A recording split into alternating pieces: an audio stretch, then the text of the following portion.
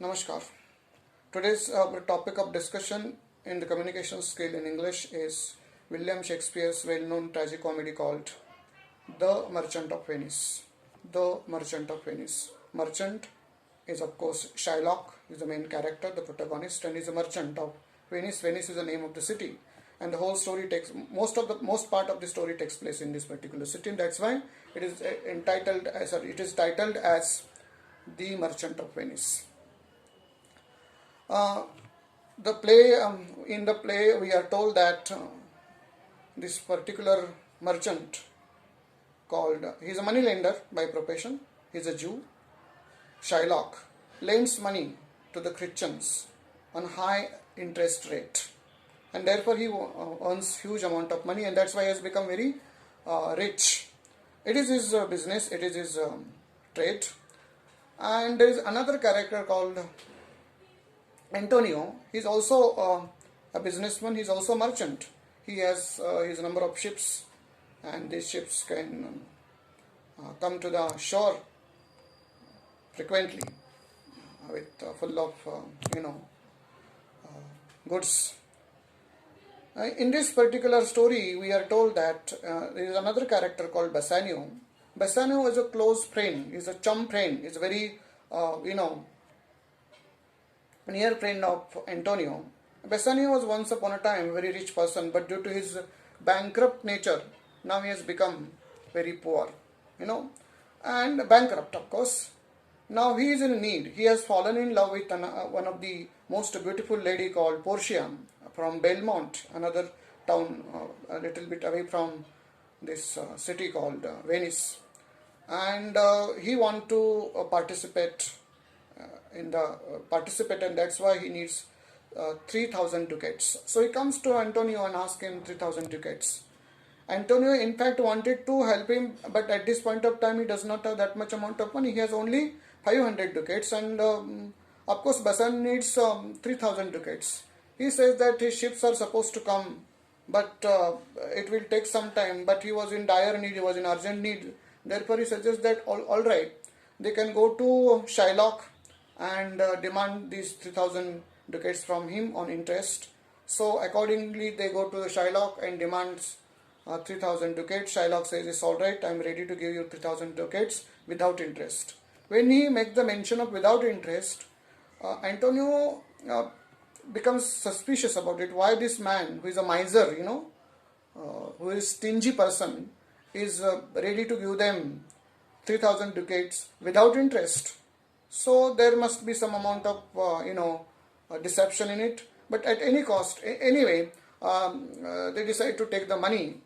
And we are told that Antonio and Shylock, once they have encountered with each other, and once Antonio has called him what is called loan shark, and that had insulted to Shylock, and Shylock wanted to take revenge against him at any cost, and that's why he wanted to get him into his trap. And so he makes the mention of giving 3,000 ducats without interest. And he says that it's alright, he is ready to give them 3,000 ducats, but they have to come to the notary's office where they want to make a agreement, a bond in legal language.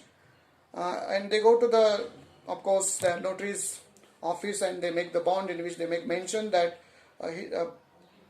Antonio is supposed to pay back 3,000 ducats without interest within the stipulated period of time. If he fails to repay 3,000 ducats, then Shylock will be entitled to take a pound of flesh from any part of his body. Here Antonio says that it's alright, that he is quite confident, damn confident of the fact that his ships will come soon and he will be able to repay the loan. Under that condition, they sign on the bond, and at this point of time, Shylock asked them to arrange for the party dinner, and during the dinner he was supposed to hand over 3,000 ducats. Accordingly, that happens. But we are also told that when Shylock comes to the party that night, he has given the keys of his house to his daughter called Jessica, and Jessica has taken advantage of it. While he was away from home, she had taken almost all the important jewelry and money, and she had run away with her fiance, who was a Christian, of course. And now we are told that when he goes back to home, when he comes to know about it, he orders his men to go and find her out and grab the jewelry and money from her. He is not concerned about his daughter, but is concerned about his wealth, and that's how we can uh, come to know that how miser he was about money. Then we are told that some days pass here, he has gone. I mean, Bassanio and one more Lorenzo, one more character. They both of them have gone to Belmont to take part in that particular activity, where he was supposed to choose. There were three cascades and cascade box, and there was a will made by the late father of Portia that person will be entitled to marry with her one who will choose the correct casket, right casket, the casket which will contain the name of Portia. And so there were three caskets: golden casket, silver casket, and lead casket. Their participants were the King of Morocco and the Prince of Aragon. King of Morocco had chosen the golden casket, and that's why he failed. The Prince of Aragon had chosen the silver casket, and therefore he also failed. Now, Bassanio had chosen the lead casket, in which he found the name of Portia, and therefore he was successful, and he was very happy to get married with her. At this point of time, when they were in a joyous mood, a messenger comes from Venice and tells him that Shylock has asked them to repay the money because the time has been out, and he wanted to take a place of pound. By hearing this, Portia tells him to take as much gold he wants from her, and the money 6 times more than what he has paid, and settle the dispute. So Bassanio takes that much amount of money and goes to Venice with Lorenzo to settle the matter, but he was not successful in settling the matter because Shylock insists on taking a pound of flesh. He is very firm on his decision. At the very same time, what happens is that here Portia writes a letter to the public prosecutor who was supposed to handle the case in the uh, court of Duke of Venice, requesting him to send a letter of request to the Duke of Venice to allow two young lawyers on behalf of him to handle the case.